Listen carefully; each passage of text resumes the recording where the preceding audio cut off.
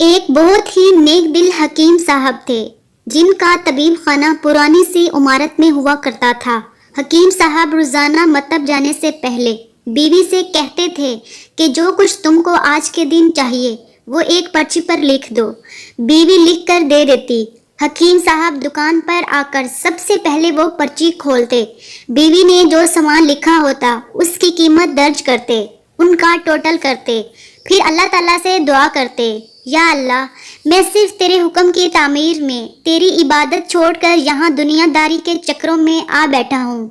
جو ہی تو میری آج کی مطلوبہ رقم کا بندوبست کر دے گا، میں اسی وقت یہاں سے اٹھ جاؤں گا۔ اور پھر یہی ہوتا رہتا۔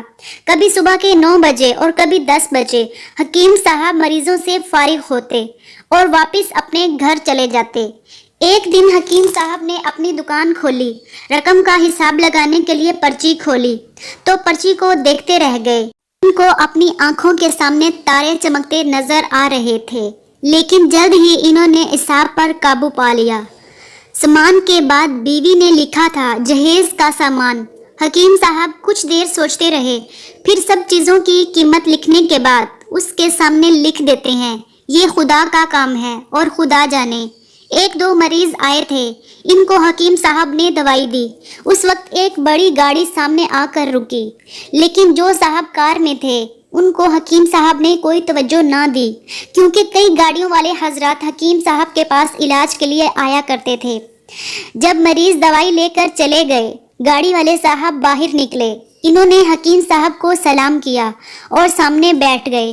حکیم صاحب نے کہا کہ اگر آپ نے دوائی لینی ہے تو یہاں سٹول پر آ جائیے، اور اگر کسی اور مریض کی دوائی لینی ہے تو مریض کی کیفیت بیان کر دیں۔ وہ صاحب بولے، حکیم صاحب، میرا خیال ہے کہ آپ نے مجھے پہچانا نہیں، لیکن آپ پہچانیں گے بھی کیسے؟ میں 15-16 سال کے بعد آپ سے مل رہا ہوں۔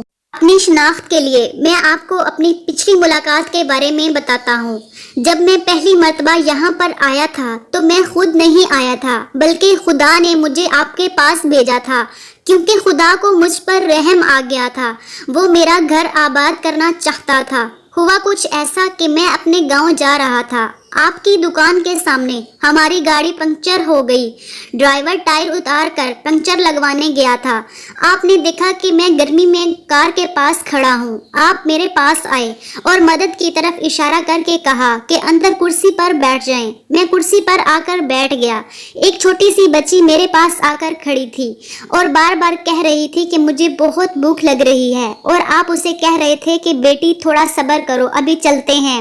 مجھے لگا کہ مجھے آپ سے کوئی دوائی خرید لینی چاہیے تاکہ میرے زیادہ دیر بیٹھے رہنے سے آپ کو تکلیف نہ ہو۔ میں نے کہا، حکیم صاحب، میں انگلینڈ میں ہوتا ہوں، میری شادی ہو گئی تھی جانے سے پہلے، لیکن اولاد نہیں ہے۔ میں نے انگلینڈ میں علاج کروایا لیکن کوئی اولاد نہیں ہوئی۔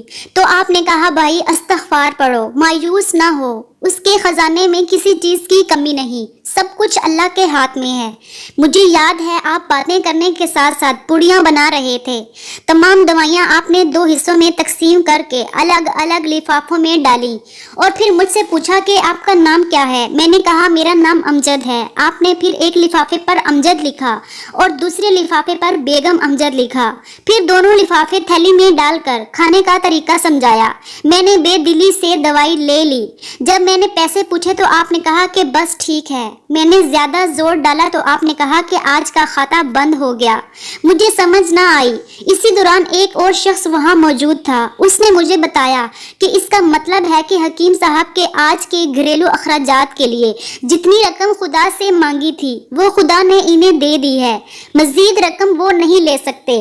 میں حیران ہوا اور شرمندہ ہوا کہ میں کتنا گھٹیا سوچ رہا تھا۔ حکیم صاحب کتنے عظیم انسان ہیں۔ میں نے جب گھر جا کر بیگم کو دوائی دکھائی اور ساری بات سمجھائی تو بیوی نے کہا کہ وہ ہمارے لیے کوئی فرشتہ ہے، مجھے یقین ہے اس کی دوائی سے ہمیں فائدہ ہوگا۔ حکیم صاحب، آج میں 3 بچوں کا باپ ہوں۔ اللہ نے آپ کو ہماری مدد کا وسیلہ بنایا۔ ہم ہمیشہ آپ کے لیے دعا کرتے ہیں۔ اس کے بعد جب بھی میں چھٹی پر آیا میں آپ کے پاس ضرور آتا تھا تو آپ کی دکان بند ہی دیکھی۔ ایک آدمی جو میرے پاس کھڑا تھا اس نے کہا کہ اگر حکیم صاحب کو ملنا ہے تو 9 بجے لازمی پہنچ جائیں، ورنہ آپ سے ملنے کی کوئی گارنٹی نہیں، اس لیے میں صبح سویرے ہی آج آپ کے پاس آ گیا۔ 15 साल पहले जब मैंने आपकी दुकान में आपकी छोटी बेटी को देखा था तो मैंने बताया था, इसको देखकर मुझे अपनी भांजी याद आ रही है। मेरी भांजी की शादी इस माह की 21 तारीख को होनी थी। इसकी शादी का तमाम खर्च मैंने अपने जिम्मे लिया था। मैंने रकम भिजवाई थी कि वो अपनी मर्जी की चीजें खरीद ले। इसे बुखार था लेकिन इसने किसी को ना बताया और बुखार की दवाई खाती रही और घूमती रही। फिर एक दिन बाजार में बेहोश होकर गिर गई। अस्पताल में पूछने पर पता चला कि उसे गर्दन तोड़ बुखार है। उसे 102 बुखार था और वो बेहोशी की हालत में दुनिया से रुखसत हो गई। उसके फौत होते ही मुझे और मेरी बीवी को न जाने क्यों आपकी बेटी का ख्याल आया और हमने फैसला किया कि हम जहेज का सारा सामान आपकी बेटी के लिए पहुंचा देंगे। अगर शादी जल्द हो गई तो सारा इंतजाम खुद करेंगे और अभी कुछ वक्त हुआ तो नकद रकम पहुंचा देंगे। मेरी दरख्वास्त है कि आप हमें इनकार ना करें। हकीम साहब हैरान परेशान थे। फिर बोले, अमजद साहब आप जो कुछ कह रहे हैं मुझे तो यकीन नहीं हो रहा। मैंने आज सुबह बीवी के हाथ पर्ची लिखी देखी तो घर के सामान के बाद बेटी के जहेज का सामान लाने को लिखा था और आप खुद देख लें मैंने पर्ची पर क्या लिखा हुआ है। हकीम साहब ने पर्ची अमजद साहब को दे दी। अमजद साहब ने जब पर्ची देखी तो देखकर हैरान रह गए। लिखा था कि खुदा का काम है, खुदा ही जाने। अमजद साहब यकीन जाने, जो भी बीवी ने राशन की पर्ची लिखी हो आज तक ऐसा नहीं हुआ कि उन सब सामान का बंदोबस्त ना हुआ हो। आपकी भांजी की विफात का मुझे बेहद अफसोस है, लेकिन मैं रब की कुदरत पर हैरान हूँ, कैसे कैसे मौजे दिखाता है। इस तरह हकीम साहब की बेटी की जहेज का बंदोबस्त होता है और बड़े अच्छे तरीके से शादी होती है। इसमें हमारे लिए बहुत बड़ा सबक है। अल्लाह पर भरोसा करना चाहिए, कभी मायूस नहीं होना चाहिए।